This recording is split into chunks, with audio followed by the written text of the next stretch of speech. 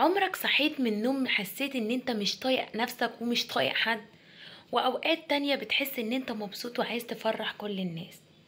اكيد في ناس بتحصل لهم كده، وممكن ناس كتير جدا اوقات تحسهم ان هم سعداء قوي، واوقات تحسهم ان هم ناس كئيبة وحزينة فوق ما تتخيل.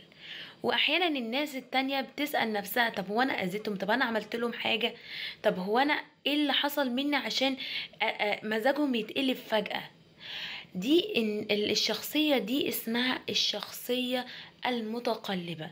محتاجة عشان تتعامل معاهم، محتاج فن بهدوء، تركز ازاي ان انت تمتص غضبهم وازاي تشاركهم في وقت فرحهم. في الفيديو ده هنتكلم عن الشخصية المتقلبة، ايه هي الشخصية، وازاي تعرفهم، وكمان ازاي تتعامل معاهم والصفات بتاعتهم. ويلا بينا على الفيديو.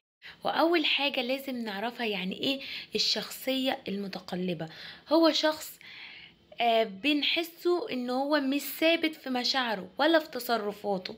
اوقات بنلاقيه مقبل على الحياة وفرحان ومبسوط، واوقات بنلاقيه عنده يأس ومحبط ومكتئب. هل ده معناه ان الشخص ده عنده مشاكل نفسية؟ لا، الموضوع غير كده خالص. هو ممكن يكون ناتج عن حساسية زايدة عن مواضيع بتحصل له كتير، وهو يعني حساس بياخد على مشاعره قوي، او هو عنده ضغوط نفسية او عنده حاجات كتير متراكمة، فبتلاقيه هو مضغوط فبيخش في حالة اكتئاب.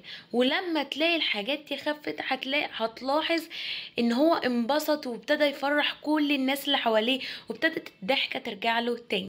طيب ازاي تكتشف الشخصية المتقلبة؟ سهلة جدا ان انت تطلع الشخص ده من بين جميع الشخصيات. اول حاجة تلاقيه فجأة بيبعد عنك من غير اي سبب، انت ما عملتش حاجة وبيبعد.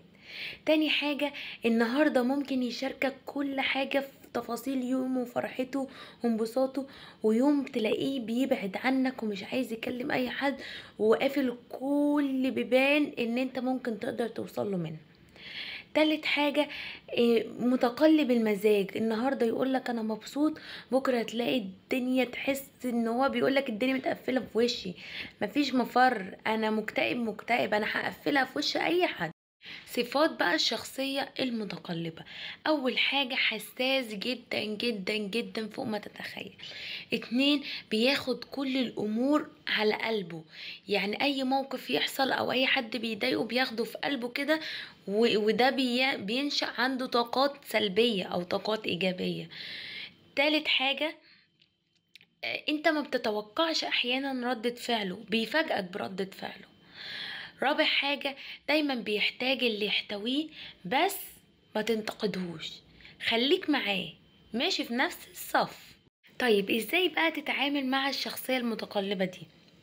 اهم حاجة لما تلاقيه موده اتغير او اتقلب، ما تفكرش ان هو زعلان منك، هو ممكن افتكر موقف في دماغه فبالتالي نتج عنده مشاعر سلبية او ايجابية. حاول تتعامل معاه بهدوء، ولما يهدى هتلاقيه راجع بيتكلم معاك وبيقولك الحاجة اللي مضايقاك. بس اوعى تقوله انت شخصية متناقضة، لان هو بيكره ده جدا.